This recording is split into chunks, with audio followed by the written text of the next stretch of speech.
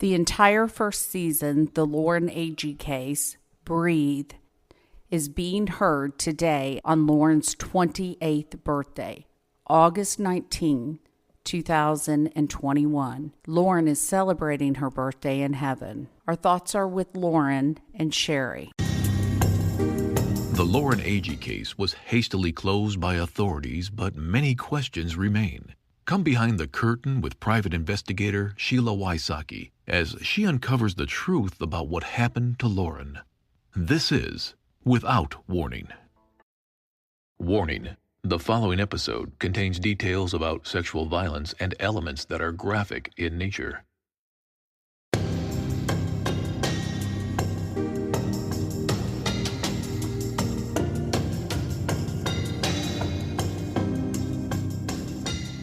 Thank you all so much for loyally listening to this podcast. Your tips, thoughts, and insights on the case have helped me look at it in a whole new light, bringing new evidence to the table as well as filling in missing puzzle pieces. We will continue to investigate until the case is closed, and we will also continue the podcast.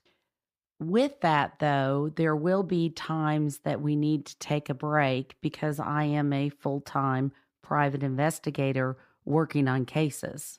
These last few weeks, I was traveling the country to investigate cases. I was in and out of court hearings, looking at evidence, coming up with my own conclusions, talking to attorneys, talking to labs, talking to forensic people, and also being an advocate for victims. As you know, some police investigations are not always done properly, and we've seen that with the Lauren Agee case. And even when they are done properly, evidence can be mishandled afterwards or things can be overlooked, and this is where I, as a private investigator, comes in. Sometimes it takes a third party looking into a case to see missing puzzle pieces. I spend day in and day out reading through police reports, digging through evidence, looking at crime scene photos, and going door to door to talk to those that might know something. This is my process with my cases. I also find it helpful to get the case out in the public eye, whether it's the media or through an avenue like podcasting or even CrimeCon. This is also why I generally work with a team of private investigators that I trust with my life. Something I may not see is potentially the most obvious to them, and vice versa.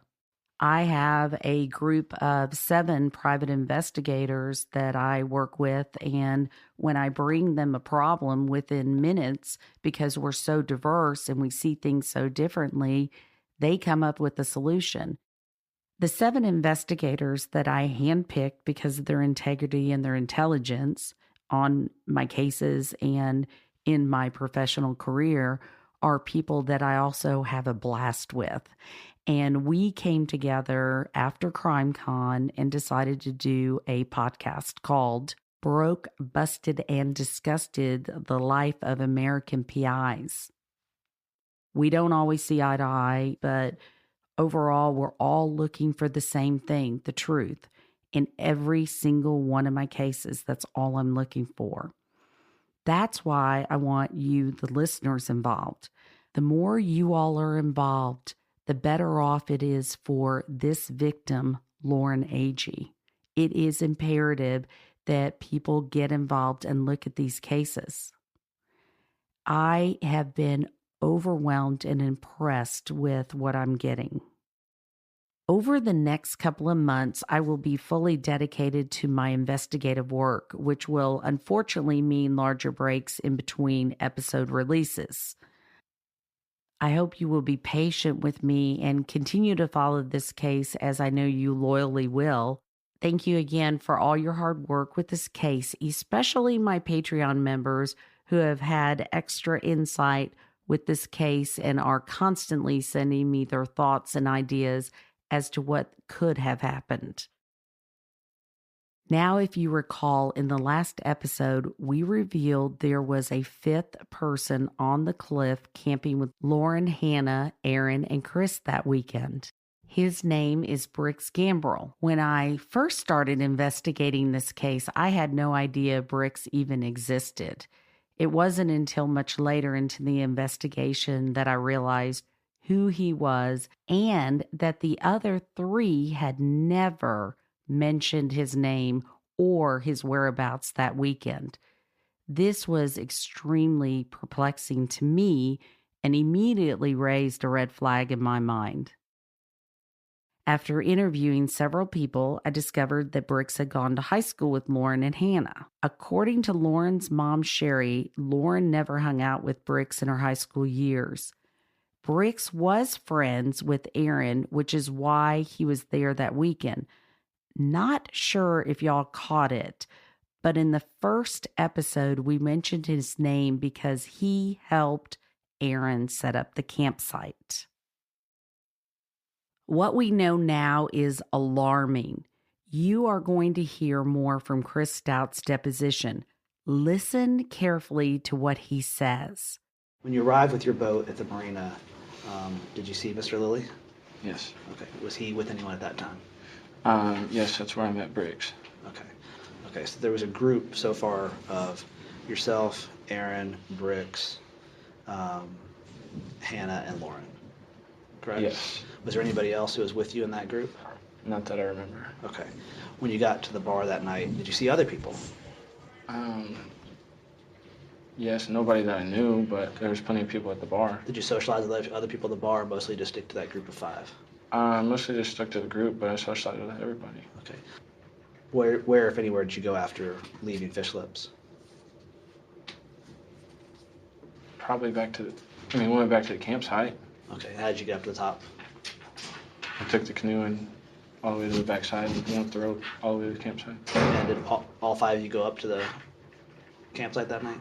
I don't remember if Brix did.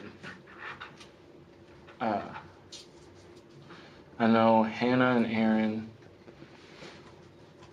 me, Lauren, and another girl went up to the top of the campsite.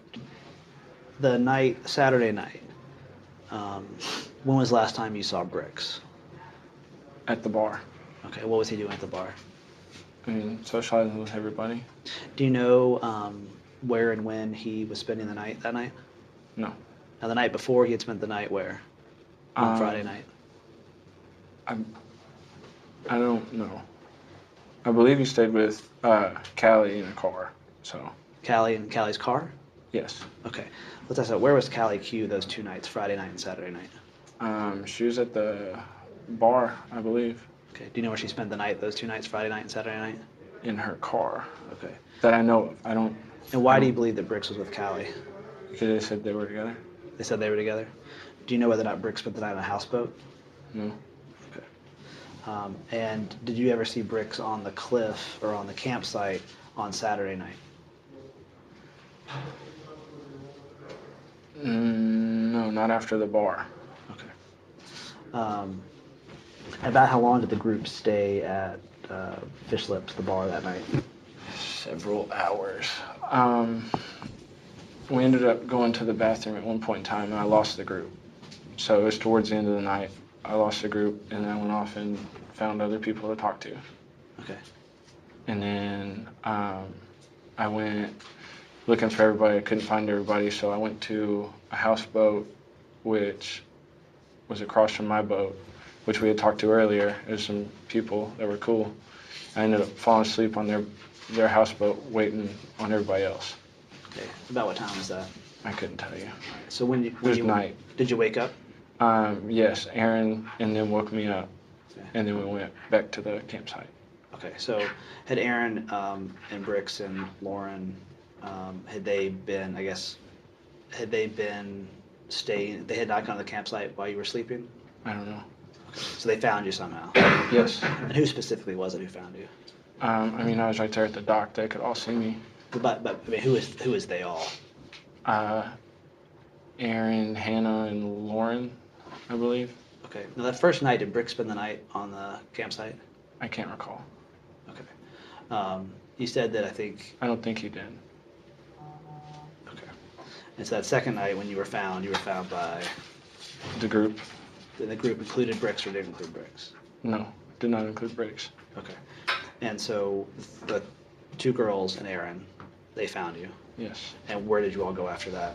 Back to the campsite. And how did you get there? The canoe.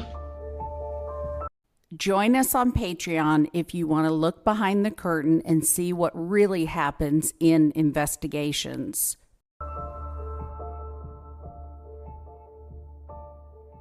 Did you talk to Aaron and Hannah and Brix about the fact that Lauren had died? Yeah, we went to the police department that night before we went home. And I guess that's where they took all of our statements, or that's where they received all of our statements and stuff. So. Did you all leave the police department together? All separately, but yeah. Did you all go get dinner together? No. You all went separate places? Yeah, I don't know what they did. I went home. Did you take your boat home at that time? Yes. Okay. And what about Brix Gambrell? Have you communicated with him since you've been in prison? Yes. Okay. How have you communicated with Brix since you've been in prison? Telephone. Okay. Has he called you or have you called him? I called him. Okay. Now, what was the subject of those phone calls? I mean, we were just talking. Okay. Did you guys ever talk about this case? Yes. Okay. Did you ever talk about Lauren's death on those phone calls? No. Okay. What did you say to Mr. Gambrell about this case? I mean, we were talking about the lawsuit that she was trying to put on us. Okay. That's all we know. And what did you explain to him about that? I mean, I didn't know much. She just said that she's just suing for a lot of money, just trying to avenge her death, I guess. Okay. So. And what else did Brix say in that phone call? That's all I recall. Has he spoken to you more than once? No. Okay. Now, just remind me again, did you call him or did he call you? I called him. Okay. How did you know to call him? Or why did you call him originally? Because he's my friend. Did you call him to talk about the lawsuit? No. Okay. What else did you talk to him about, if not the lawsuit? I mean, just catching up. Because, I mean, I had been incarcerated probably 6 months by then, so. So when is that when you spoke to him? Last summer? Yeah, probably. Do you recall? I couldn't give you a date on it. But you believe it was 6 months into your incarceration when you spoke with him? Yeah, close to it. Okay, so that would have been potentially December of 2016? Yep. Okay. Since that phone call, have you spoken to Mr. Gambrell since then? No. Okay. Have you communicated with him via email? No. And then any other contact Mr. Gambrell since that phone call? No. Okay. Has he tried to contact you? No. Okay. One of the things you testified earlier was that when it came to Hannah Palmer, you mostly just spoke to Aaron Lilly. Mm-hmm. Were there any other of the other individuals I've talked about, Aaron Lilly, Hannah Palmer, or Brix Gambrell, who you've spoken to through a third party, such as a sibling or a friend of theirs, that has passed messages back and forth? Yes. Okay, and who is that intermediator party? Through Megan. She is the woman who's living at your house? Yes. Okay, and what messages has Megan passed? Just finding out about my boat, because Brix has my boat. Okay, and what did you want to know about your boat? Just if it's okay, because I didn't intend on being incarcerated so long. Okay. Who is looking after your boat? Brix. And where is it located? I don't know. Did Megan tell you where Brix had taken the boat? No. Okay, what sort of boat is it? It's a Malibu. Is Sunsetter. that a ski boat? Yes. Chris Stout didn't know Brix before that weekend, but now he's taking care of Chris's house and his boat.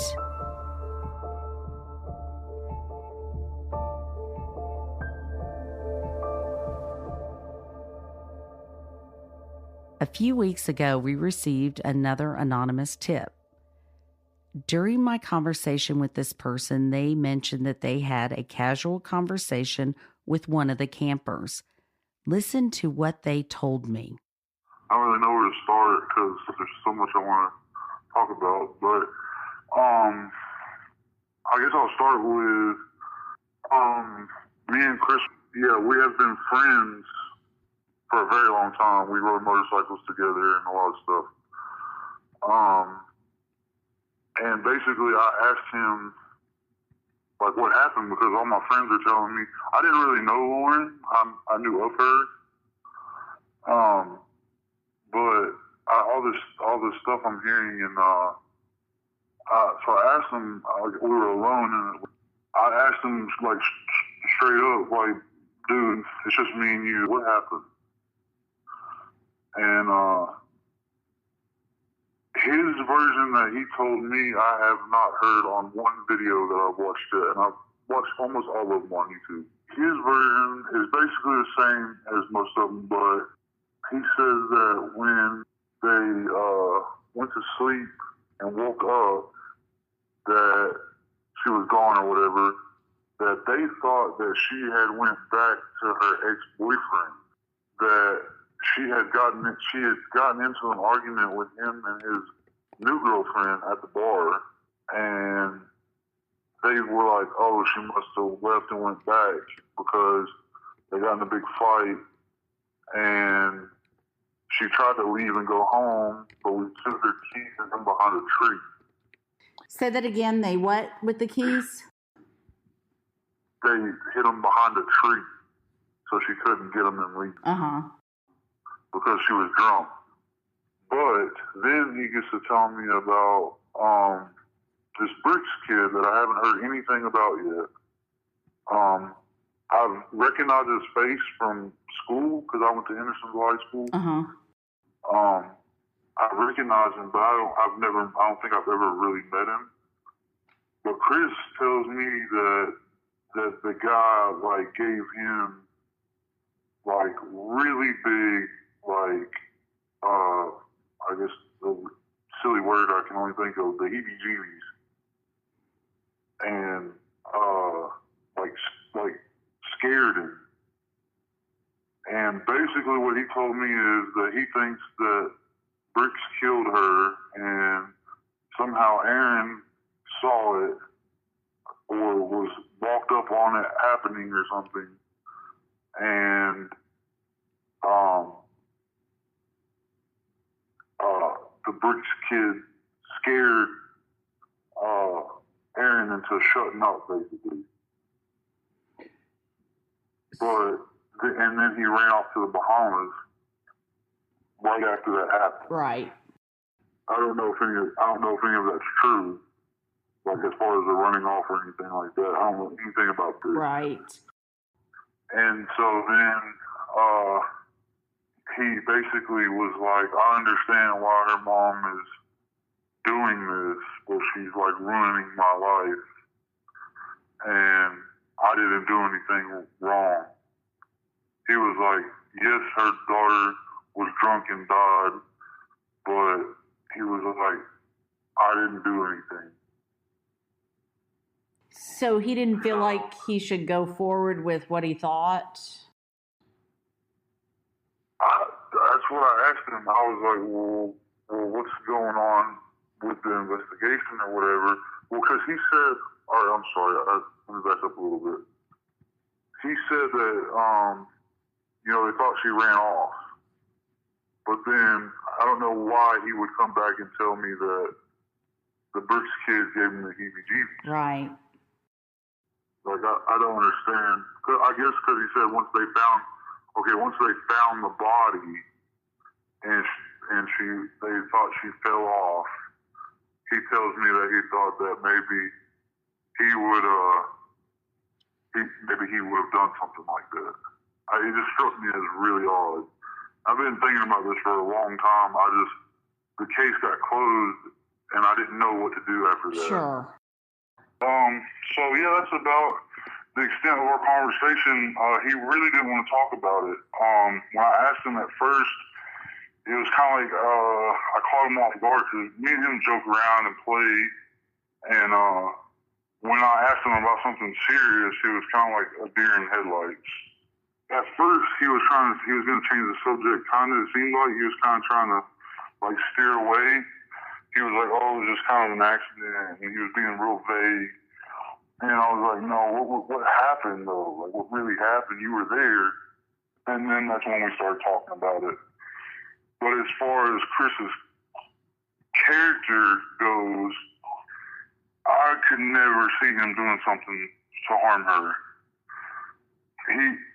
I know he's getting a bad rap because he's made a bunch of mistakes with all these DUIs because he likes to party too much. But he's the life of the party. He's not, if that makes any sense. He's he's on everybody calls to come over. He's such an energetic, like, happy, fun person to be around. I've literally never seen him serious, like in a mad serious way. I mean, he's always just so goofy and joking around. Even when we ride motorcycles, he would do all this crazy, goofy stuff just to make people laugh. So how did he come up with that story? I mean, does he know it or, you know? I don't know if it was like something that, because it doesn't add up to anything that, besides like the main non-important details, it doesn't add up with anything else that I've heard. And I don't know, it makes me question, like, I think he might know what happened, and he's just, I don't know if somebody has scared him and Aaron into just not telling. But it seems like at some point they would be like, okay, well, you know, we're in a $10 million lawsuit. Maybe we should just tell somebody. But I don't understand why they would keep it a secret so much. So basically he said that Brix was up on the cliff, which we knew, and he felt like Aaron walked up on Brix, and then Aaron helped him dispose of the body?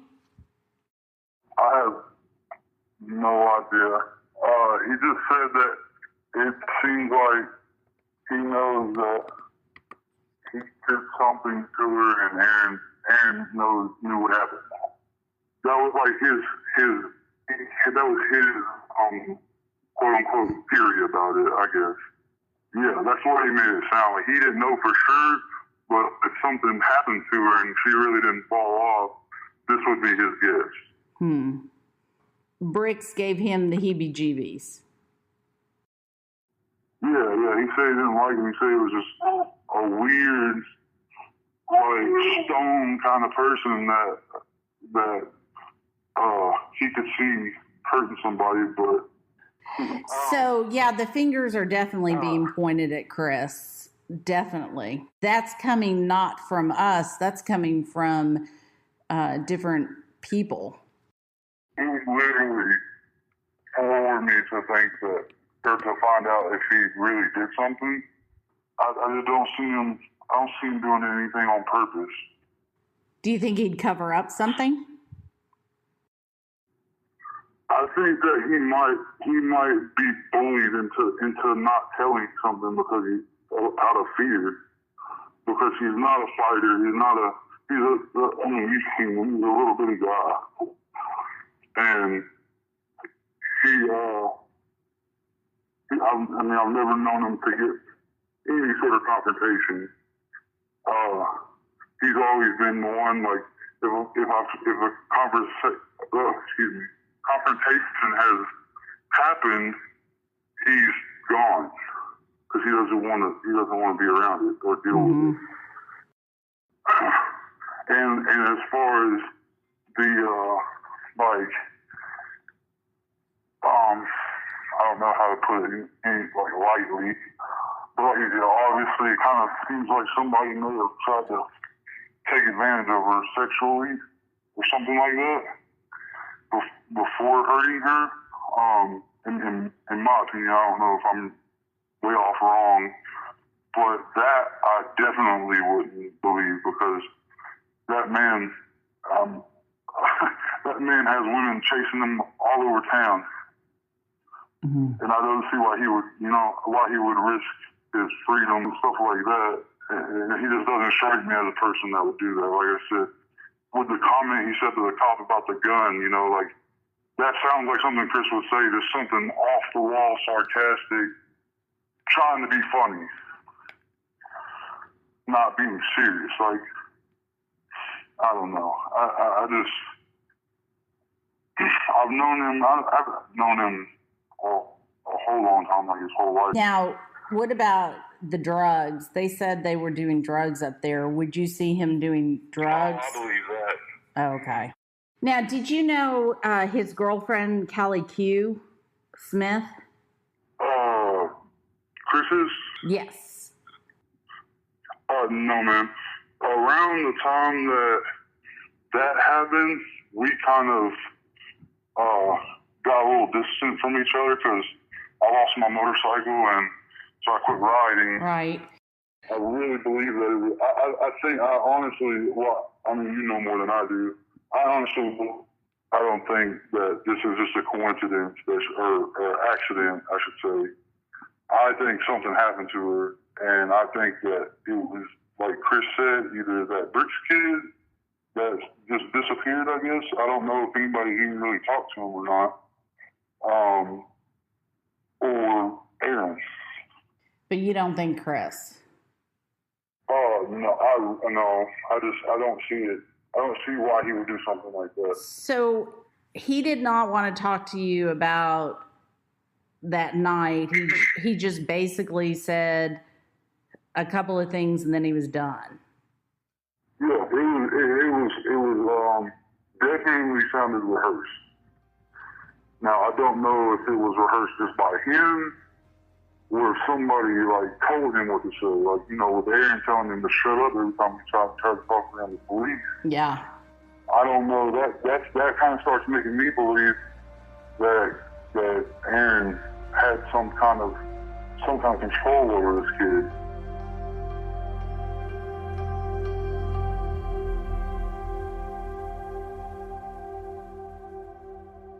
Sherry Smith called me to talk to me about Brix showing up at her house. This is Sherry Smith, Lauren's mom, describing the details of her encounter with Brix. Yeah, it was very awkward when Brix showed up at our house. It was like the day after Lauren had died, and I was in my bedroom. I mean, I just was having trouble getting out of bed, and Mike comes to the door and he says, you know, Sherry, there's a guy here that knows Josh, went to high school with Josh, that wants to talk to you for a minute. And, you know, I'm just, at that point, I'm just in shock. I can't breathe. I'm just like, oh my God. And so I get up and I put, you know, kind of a robe on and I go out there and I'm like, yeah, can I help you? And he's like, he looks at me and I've never seen this guy before in my life. Okay. And he's looking at me like, hi, my name is Brix. I was, you know, at Wakefest with your daughter. And I'm like, okay. And he goes, yeah, do you know anything that happened? Do you know what went on? And I'm standing there, I'm like, seriously, you're asking me, you know, what went on at Wakefest? I said, you were there, right? And he wouldn't look me in the eye. Sheila, he's just like standing there in my house. You can tell he doesn't want to be there. And he's just like looking at me and he's gritting his teeth. And he's like, yeah, I just wondered if you knew anything about anything that happened. And I'm looking at him and going, no, do you? And he's like, well, I just wanted to come by and, you know, just talk to you for a minute, say hi to Josh. So, see you, bye. And he runs out the door. It was the weirdest thing I've ever seen in my life. Why was this person? First of all, I've never met him before, and he claimed to be friends with my son. And he calls Josh out of the blue after, you know, Lauren died, and he said, hey, man, I need to come talk to you. And so they met up. They went somewhere. It's called Stark Knob. It's like a dock. And they went and they talked for a while. And you know, he just wanted to come to the house and see if I knew anything. Join us on Patreon if you want to look behind the curtain and see what really happens in investigations.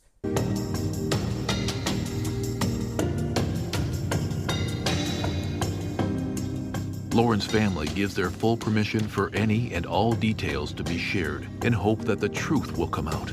If you know anything at all, call 1-888-599-0008 or email tips@SheilaWysocki.com. Next time on Without Warning. When you go out and slander my department about something, then I'm going to try to straighten it back up. These are the facts of the case, not what somebody said, not what somebody done. Those are the facts of the case. So, did you at any time employ anyone to conduct a reenactment of the alleged fall? no, Why? because we do not know where she fell off at. Without Warning. Host, Executive Director, and Executive Producer, Sheila Wysocki. Producers, Katie Zitzman and Aaron Parker. Editors, Katie Zitzman and Aaron Parker. Mixing and mastering by Resonate Recordings. Narrator, Tim Evans.